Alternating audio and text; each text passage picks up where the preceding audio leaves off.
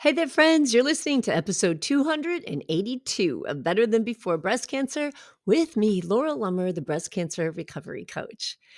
I want to start off this episode by extending a really heartfelt thank you to Connie4490. And I know who you are. And I thank you so much for leaving a very kind review for the podcast. It means so much to me. I know everybody's so busy in their day-to-day lives, and to stop and write a review, and especially such a beautiful review, I just wanted to acknowledge I see it, I see you, I thank you, and I appreciate it. And, it's interesting because I just got off of a kind of an exit interview. I volunteered as a health coach for the University of South Carolina for a study they were doing for this last year on getting previously sedentary breast cancer survivors to begin an exercise program. And I worked with each one of my clients for 12 weeks, and it was just a wonderful experience. There's nothing I love more than getting to be the guide and the witness to seeing other women realize their power and change their lives. And I got to tell you, out of the women that I worked with in that study, there were two in particular who literally changed their lives. One in particular who could not walk into a store on her own. And at the end of that study, was driving to the store on her own, walking through the store on her own, coming home on her own, was just amazing, the endurance and the strength and the confidence. And that's the beautiful thing. So in that interview, one of the questions they asked me was, what was it that caused me to say yes to being a coach for them and to continue to do it for a year?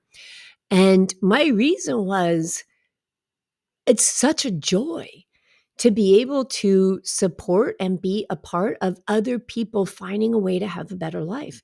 There's just nothing better than that. And to me, why I extend that thank you so heartfelt is that by leaving a kind of review like you did, Connie, is it lets someone else who might need to realize that this is something that can help them find their power. And sharing your experience, when people read those reviews and they see what other people have experienced in their own lives, they get a little bit of hope, right? They get to borrow hope from you. And in you taking the time to do that, I really do believe it's a gift to someone else that might change their life also. So I wanted to say again, thank you. Thank you so much. And this kind of leads right into what we're talking about today on the podcast, because we're talking about relationships. And even in leaving a podcast review, right? Someone's trusting you. If they read that and they trust you and they think, okay, this person had this experience, I'm going to go with that and I'm going to take that advice and I'm going to try this thing for myself. And it's so important in our lives. Our relationships are so incredibly important in our lives.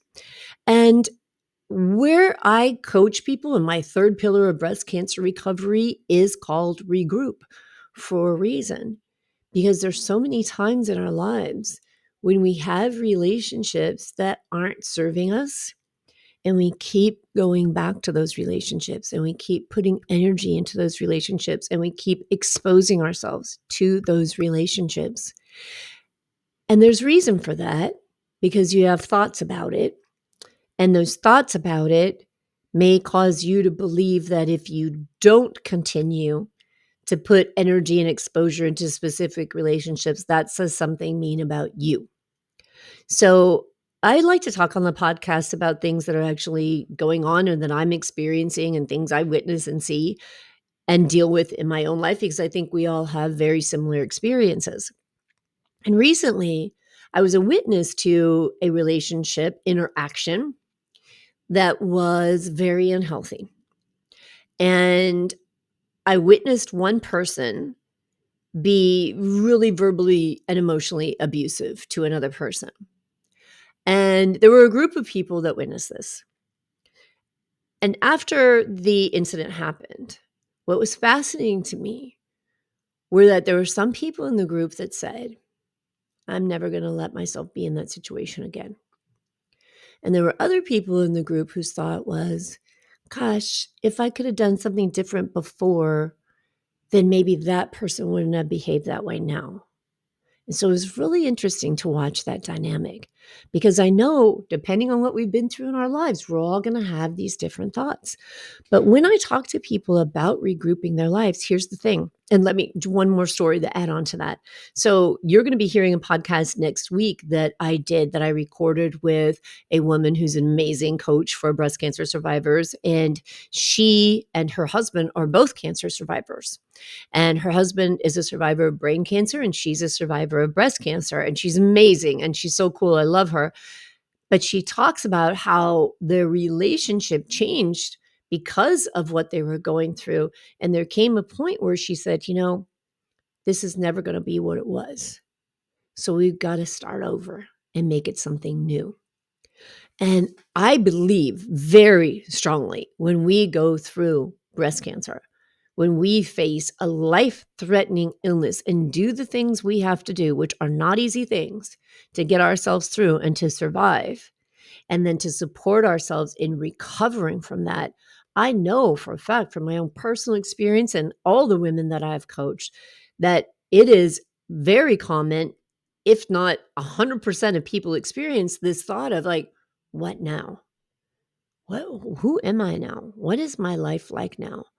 And instead of really embracing where we are in that moment, as I've talked about so many times, we want to go back to normal. But this is really the period where we can stop and say, let me take everything off the table here. And let me check in with myself and spend time with myself and ask myself, how do I want to feel? How do I want to experience friendships, romantic relationships, parent-child relationships, sibling relationships? How will I take care of myself within these relationships? In my regroup pillar, there's an exercise we go through to talk about and explore who are the champions in your life. And by champion, I mean, who are your ride or dies? Who are the people that I can turn to this person? They will always be there for me. I could call them in the middle of the night and say, I needed you. And they will say, okay, I'm here. Who are those people in your life? And then who are the people on the opposite side of that coin where you might step in to a situation and think, geez, that person's coming and they're really hard for me to manage my mind around. When I'm around that person, I feel drained and exhausted, and it's so hard. And I don't want to blame that person because that's really not how I think. And in fact, in my own experience recently, I was going into this situation and I had to think to myself, okay, what's my thought going to be here? And I choose the mantra whenever I'm around someone who in the past I found it difficult to manage my mind around their behaviors. I choose the mantra, if this person was my teacher, what could I be learning here? Sometimes I've learned, don't be so damn judgmental, right? Everybody doesn't think like you, Laura. Everybody doesn't behave the way you want them to. Don't be so damn judgmental, right? That can be a really big lesson. Other times I've learned, you need to step up and honor your boundary, girl, right? You are allowing yourself to violate your own healthy boundary. It does not feel good. What are the reasons that you're doing it? What are the reasons that we expose ourselves sometimes to people who really have behaviors that are toxic? And what is the difference between a healthy boundary and judging someone else? Can you tell the difference there? Well, I think, and I'm just going to offer this for you to explore for yourself, that the difference is the way you feel.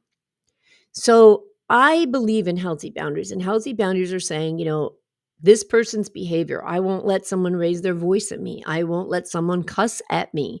I won't let someone throw something at me, right? Whatever your boundaries are, they're okay. That's good. Whatever you believe is right for you, keeps you feeling safe, protects you, and honors you, keeps you in your own integrity, and supports the standard that you want to be treated with by other people, right? Whatever that boundary is, it is okay. And when you honor that boundary, when you're around people who may have difficult or challenging behaviors and you honor that boundary, I believe you feel good about it. I believe that you see that and you say, okay, the behavior that that person displays is something I find to be toxic. I find to be maybe even emotionally or energetically violent. I find to be just completely unacceptable in the scope of my life. And I wish well for that person. I hope they find the help they need, but I cannot have that around me. Okay. That to me are the kind of thoughts when you have a healthy boundary and you feel good about yourself. You feel like I'm protecting me. It may not always be comfortable because we sometimes do things that are good for us that don't feel comfortable in the moment because we've got a lot of conditioning that says nice people don't do that. Good girls don't do that. Just accept everyone. And I think that by honoring your boundary when it comes to who you expose yourself to in relationships, it isn't about good girls, bad girls, or meanness unless judgment comes in, right?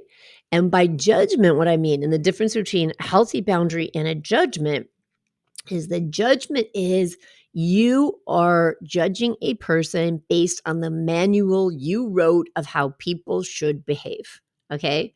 So, in establishing a healthy boundary, I said, and this is my own personal healthy boundary, I will not tolerate people raising their voice at me or calling me names. No way, never.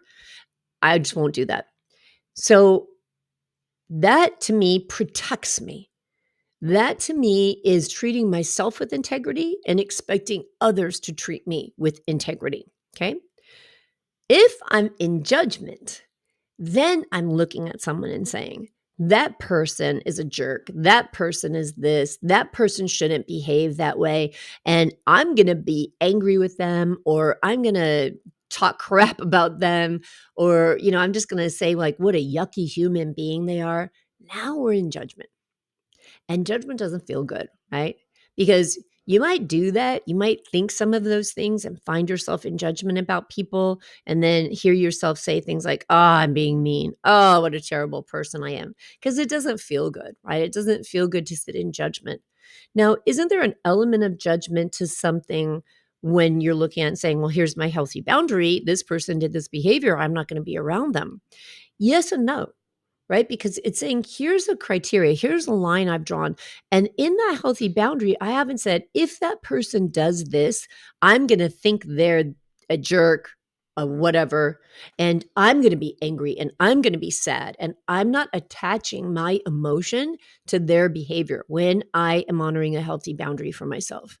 I'm just saying, I won't be treated this way, or I only expect to be treated this way. And if that's not a way that another person can treat me, that doesn't mean they're a bad person or an awful person or anything like that. It just means I am not down for that. I'm not doing it. Okay. So the judgment isn't a personal. It isn't saying this person isn't worthy, isn't good, is bad, is anything. You're just witnessing and saying, yeah, I'm not down for that behavior. I believe I deserve to be treated better than that. Okay. I don't feel safe around someone, emotionally safe, or maybe physically safe too. If that person is behaving this way, I'm removing myself from my own protection, and it's an act of self love. Okay. Healthy boundary is an act of self love.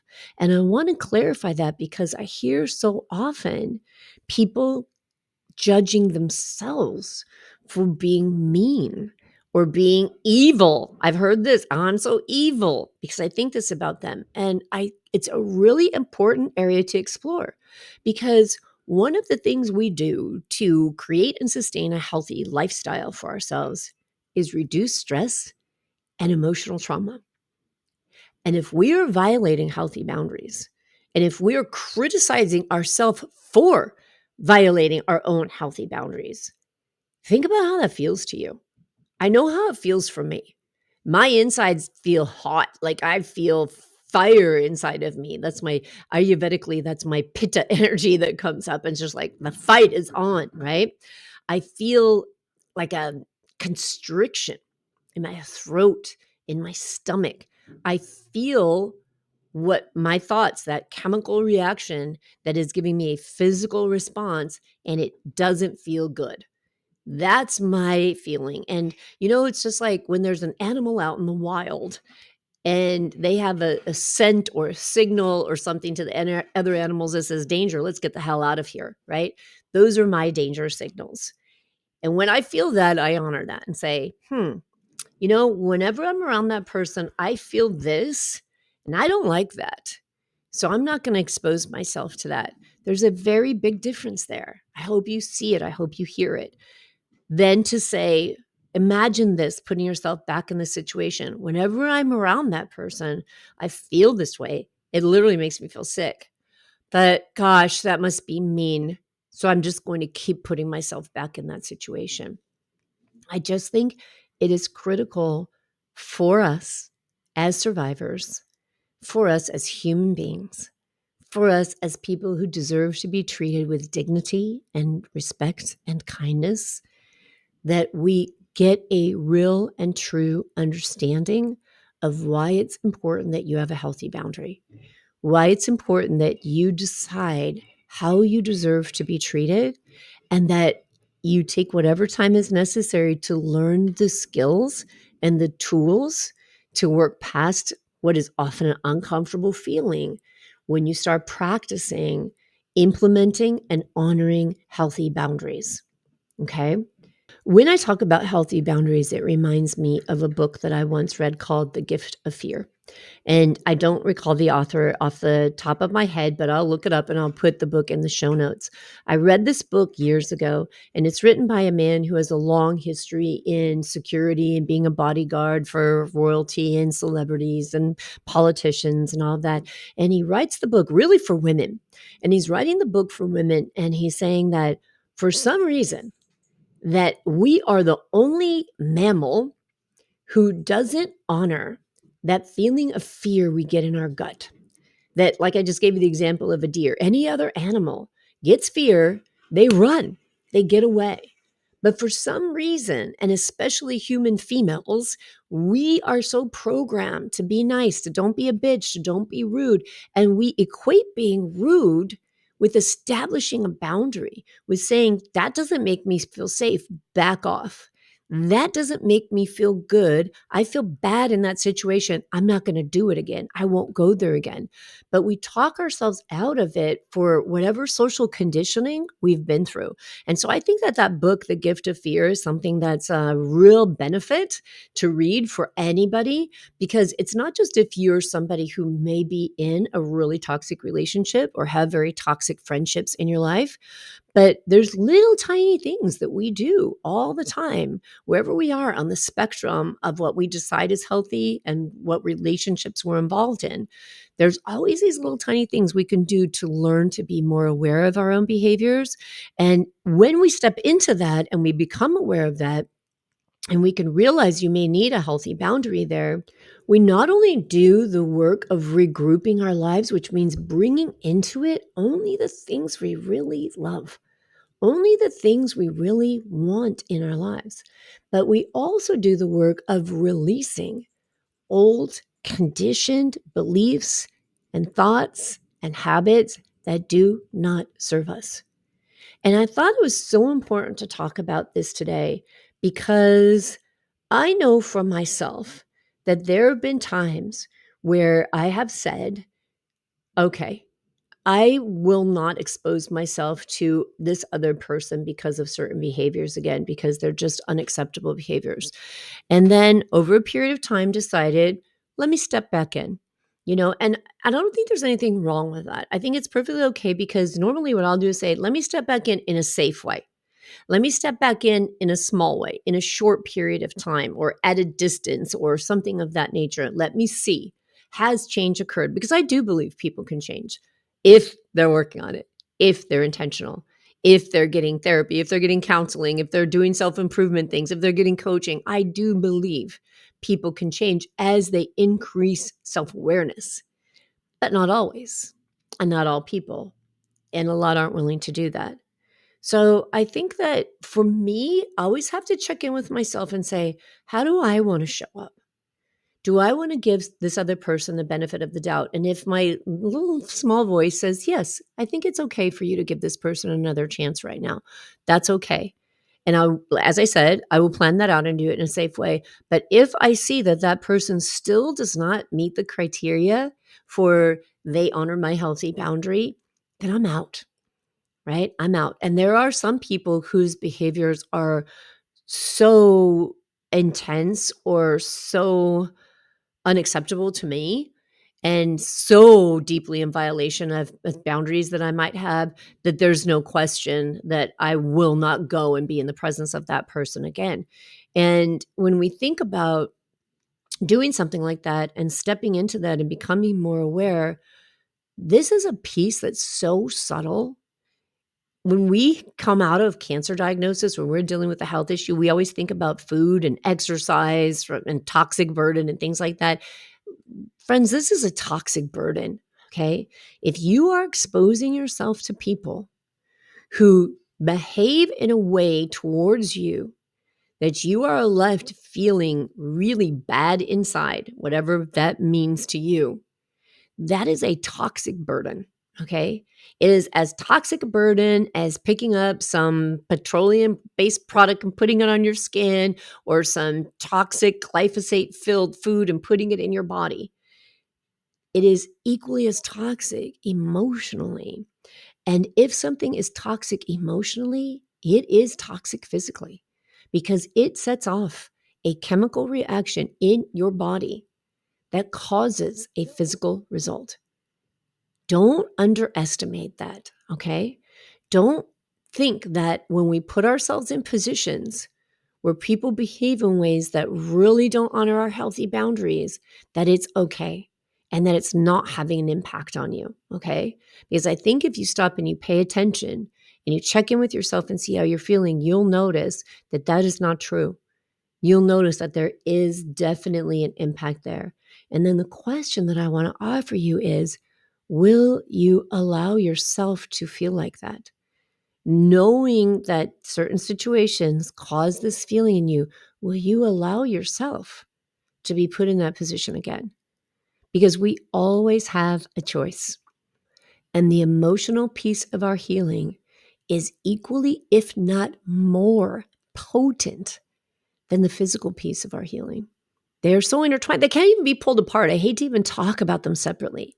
When I found out that I had cancer in 2018, I didn't discover it till 2020, but when I found out that that tumor was in me in 2018, I knew what caused the vulnerability in my system, because that prior year and a half, 2 years before that 2018, April 2018 scan, were probably two of, like, in the top 3 of the most stressful years of my life. And because of that, and because of my realization of that, it has caused me to do some really deep work on what I will allow and what I won't. And to think of and notice one thing, and I mentioned it just a minute ago, but I just want to emphasize it again. When we're doing something that is good and healthy for ourselves, it doesn't always feel comfortable in that moment, especially if you've never done it before. It's hard. It's hard to start a new boundary because it's hard to allow yourself to feel the emotion of the discomfort. So if you're judging your boundaries based on the fact that it feels uncomfortable to think of setting it up, know that that uncomfortableness is not necessarily a sign that the choice you're making is not the right choice. It's just a sign that the choice you're making is something you're not used to, you're not comfortable with, but you know when you know that this is the right thing for you. And we can do things that are right for us, even if they are uncomfortable. And we can set boundaries without hatred, judgment, and animosity, because a boundary isn't about that person on the outside. It's about this person on the inside. It's about you loving and taking care of yourself. So that's the question. Am I loving and caring for myself in this situation? Am I taking care of myself in the right way? Would I let someone who I love more than anything in the world, which I hope is you, but I know most of you don't think that. So I'm going to say your kid, your sister, your best friend, your spouse, would you let that person be treated the way you're considering allowing yourself to be treated?